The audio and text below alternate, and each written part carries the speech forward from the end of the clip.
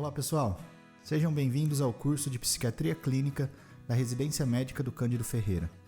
Meu nome é Renan e o tema da aula de hoje é transtorno depressivo. Essa aula é um material complementar. Dá uma visitada na plataforma para acessar mais conteúdos. Vamos lá? Nessa aula, a gente vai entrar em uma nova área, os transtornos afetivos. De acordo com Dalgala Rondo, a afetividade é a dimensão psíquica que dá cor, brilho e calor a todas as vivências humanas. Faz parte da vida, um dia a gente está mais triste, um dia mais feliz, outro dia mais irritado. Mas então, quando consideramos essas variações patológicas? Muito bem. Aquecidos por esse questionamento, vamos estudar então o transtorno depressivo. Sua prevalência é a mais alta entre os transtornos mentais, de 17%. A distribuição por sexo está 2:1, 2 mulheres para um homem. A idade de início encontra-se entre 20 a 50 anos, mas pode iniciar-se também nos extremos de idade. Em relação ao estado civil, o que vocês acham? Pessoas viúvas, divorciadas ou solteiras têm maior risco. E condição socioeconômica? Classe baixa, classe média, classe alta? Estudos não mostraram correlação nenhuma entre depressão e condição econômica. E local em que vive? A prevalência é maior nos moradores da zona rural do que nos moradores de zona urbana. Quando estudamos a epidemiologia do transtorno, entendemos como é importante coletarmos bons dados de identificação, não é mesmo? Quando a gente fala de etiologia, como em vários outros transtornos, pensamos em causas multifatoriais, com fatores genéticos e fatores ambientais. Uma pessoa suscetível geneticamente, quando exposta a certo contexto ambiental, expressa o transtorno. Quando avaliamos a herdabilidade da depressão, encontramos, se um dos genitores, 10 a 25% de risco. Se ambos os genitores apresentarem a doença, de 20 a 50%. Em estudos de gêmeos, identificamos uma taxa de concordância de 70 a 90% em gêmeos monozigóticos, e em gêmeos dizigóticos de 16 a 35%. E quando falamos de fatores ambientais, o que temos? É perceptível na clínica que, normalmente, o primeiro episódio de humor ele apresenta um desencadeante ambiental. A perda de um ente querido, uma separação conjugal, traumas agudos, entre outros.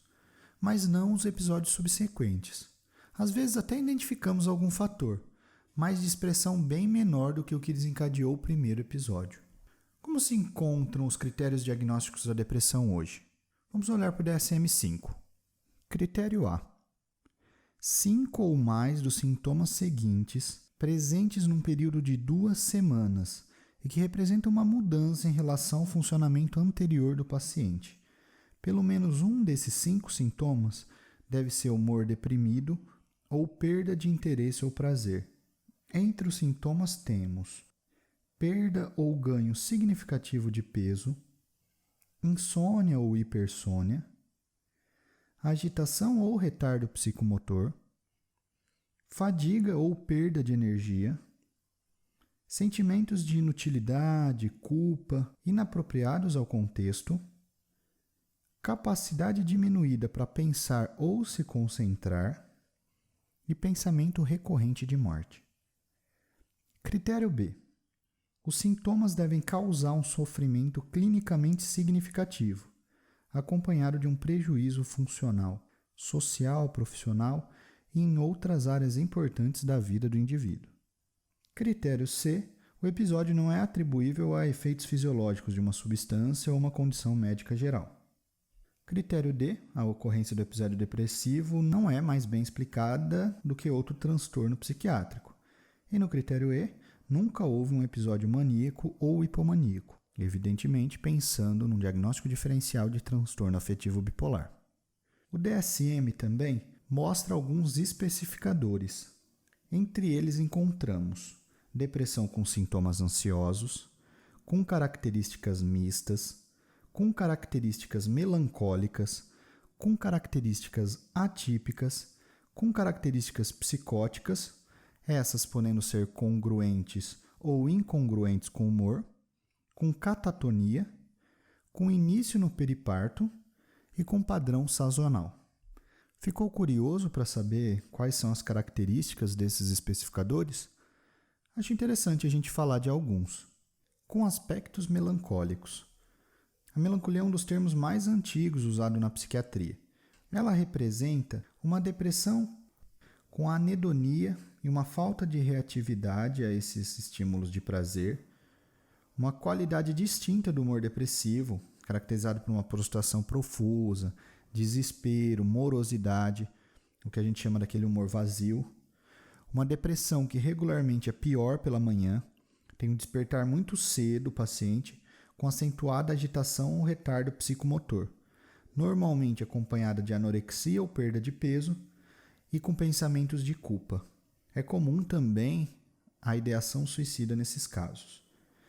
Já a depressão com características atípicas representa essa contraposição às o que chamávamos de depressões endógenas.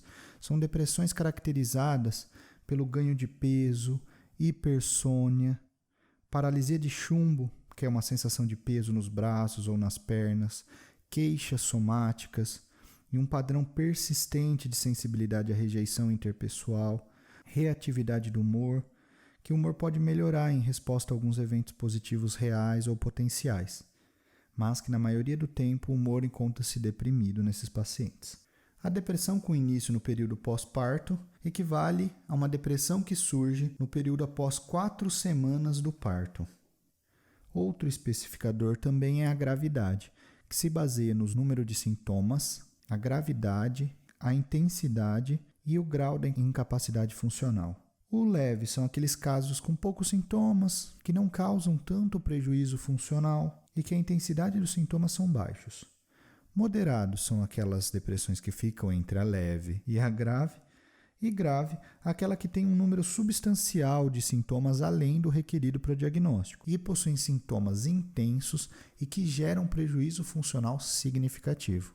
Depressões com sintomas psicóticos ou que necessitam de hospitalização necessariamente são classificadas como depressões graves.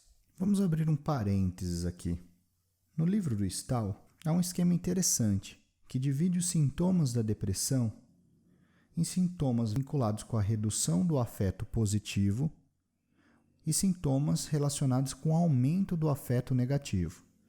Os sintomas com redução do afeto positivo são humor deprimido, perda da felicidade, alegria, perda do interesse, do prazer, perda de energia, diminuição da vigilância e diminuição da autoconfiança. Os sintomas vinculados com o aumento do afeto negativo, o humor deprimido também se encontra, aqueles pensamentos de culpa, aversão, de medo, presença de sintomas ansiosos, hostilidade, irritabilidade e solidão. De uma forma didática, o Stahl determina que alguns dos sintomas estão vinculados com determinados neurotransmissores, com a dopamina e a noradrenalina com a redução do afeto positivo e a noradrenalina e serotonina com o aumento do afeto negativo, o que, de certa forma, ajudaria na hora da escolha do antidepressivo vinculado com a individualidade do quadro do paciente. Fecha parênteses. Agora vamos falar sobre os diagnósticos diferenciais da depressão. Acho que o primeiro passo são excluir condições médicas gerais, que podem mimetizar um transtorno depressivo. O hipotireoidismo, então não custa nada uma palpação de tireoide, observar a pele, anexos, mucosa, e sempre orientada à solicitação de exames de triagem de função tireoidiana na primeira consulta. Outras doenças endócrinas que podem acometer o eixo suprarrenal, doenças infecciosas como a AIDS e uso de drogas como o álcool também podem mimetizar esse quadro. Lembre-se também das medicações. Há uma gama de medicações que podem induzir um episódio depressivo. Vou listar algumas aqui.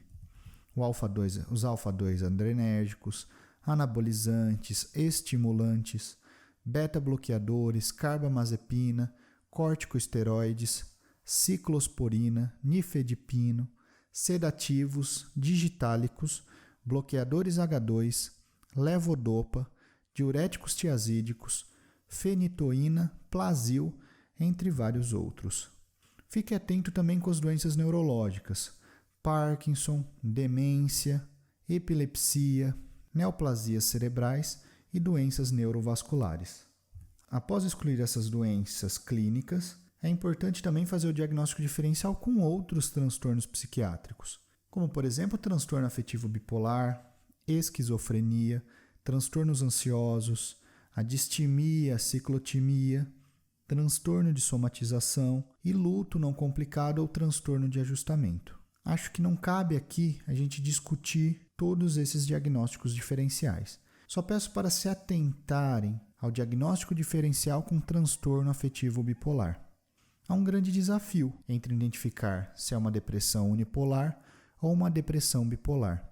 Em alguns momentos, é até impossível fazer essa diferenciação. Porém, existem algumas características que devem nos deixar um pouquinho atentos, vinculados a um diagnóstico diferencial de transtorno afetivo bipolar. Uma depressão bipolar, ela é caracterizada como uma idade precoce, uma depressão psicótica em pacientes com menos de 25 anos, depressão pós-parto com psicose, depressões com início e término muito rápidos, com menos de 3 meses, depressão recorrente com mais de 5 episódios por ano, depressão com grave retardo psicomotor, com aspectos atípicos, como a gente já discutiu, história familiar de transtorno afetivo bipolar, pessoas com labilidade do humor mais disfórico, temperamento hipertímico, presença de hipomania induzida. Para vocês terem noção, cerca de 5 a 10% dos pacientes com diagnóstico de depressão apresentam um episódio maníaco posteriormente. Então, feito um diagnóstico correto, está na hora de tratar. Para falar sobre tratamento, vamos usar aqui o CAMAT Depression de 2016. Primeira pergunta que eu quero fazer para vocês. Qual vocês acham que é o objetivo do tratamento na depressão? A resposta é uma só: remissão completa. E lembre-se que esse tratamento é dividido em 2 fases, uma fase aguda e uma fase de manutenção. Segunda pergunta: vocês prescreveriam psicotrópicos para qualquer depressão? Antes de responder essa, vou um pouquinho além. Vocês acham que os antidepressivos funcionam? Tentando responder essa pergunta, uma meta-análise feita por Cipriani, publicada agora em 2018, evidenciou a ação superior de 21 antidepressivos em relação ao placebo. Mas tá bom, voltando. E aí, você prescreveria psicotrópico para todo transtorno depressivo? Evidentemente não. O uso de psicofármacos está indicado como primeira linha nos casos moderados a graves. No transtorno leve, as medidas não farmacológicas são a primeira linha e os antidepressivos podem ser considerados, caso haja preferência do paciente, uma resposta prévia a esses antidepressivos, ou se as medidas não farmacológicas não tiverem efeito. Terceira pergunta. Se indicado, então, o uso de uma medicação, o que você prescreveria? Não há uma única resposta para isso. Vai depender das características do quadro, características do próprio indivíduo e as preferências do profissional. Mas é lógico que, apesar de tantos Cs, há alguns nortes que nós podemos nos basear. Vamos primeiro apontar quais as medicações que o CAMAT colocam como primeira linha de tratamento. Os inibidores seletivos da recaptação de serotonina, os duais, a agomelatina, a bupropiona, mirtazapina e a vortioxetina. Entre as medicações de segunda linha temos os tricíclicos, quetiapina e trazodona. E na terceira linha, o imal, devido aos seus efeitos colaterais, e a riboxetina, pela sua baixa eficácia.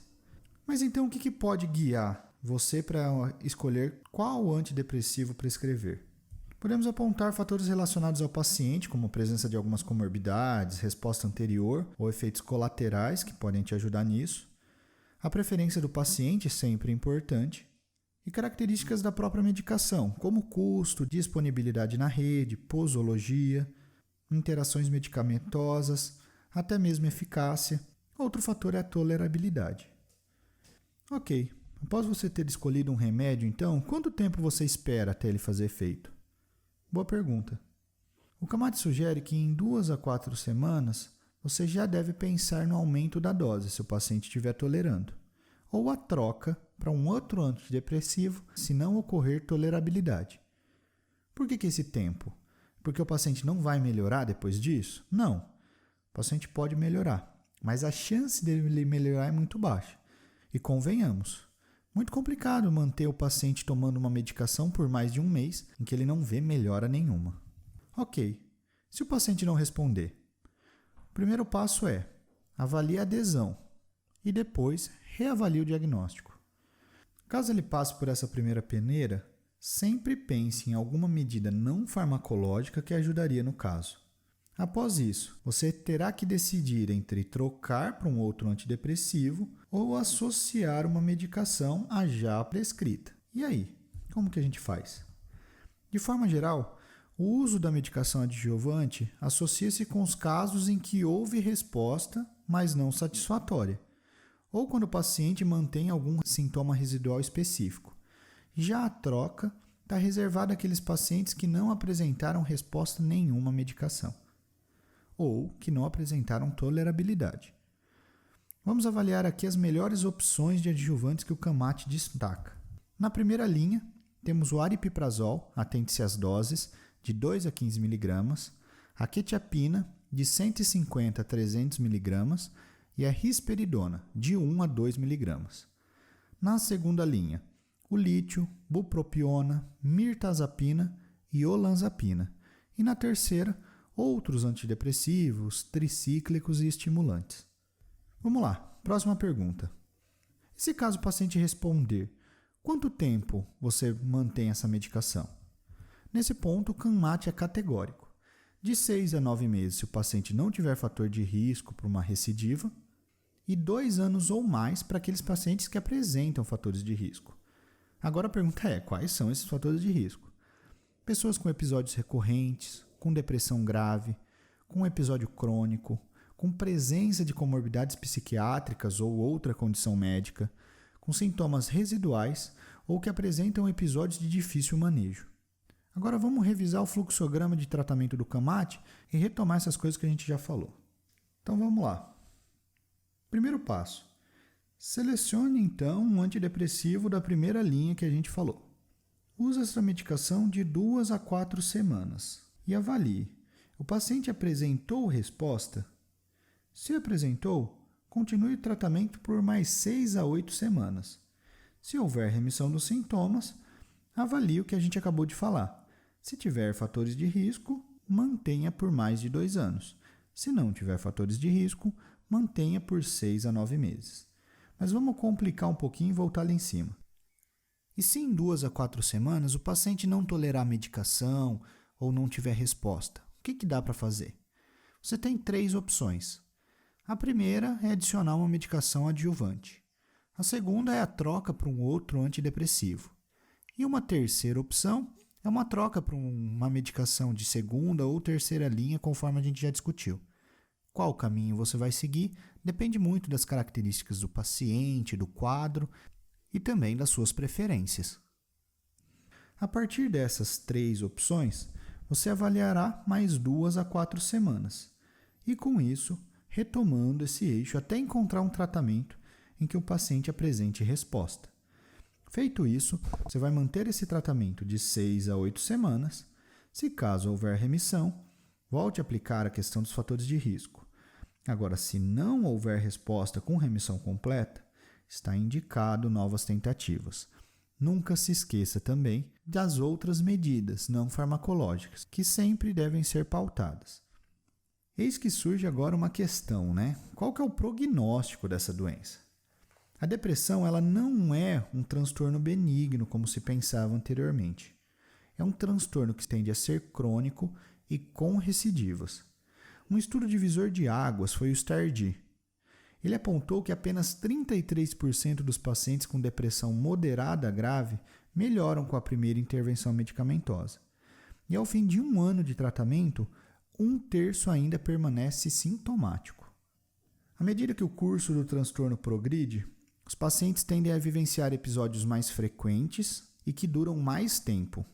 Para vocês terem noção, ao longo de um período de 20 anos, o número médio de episódios depressivos é de 5 a 6.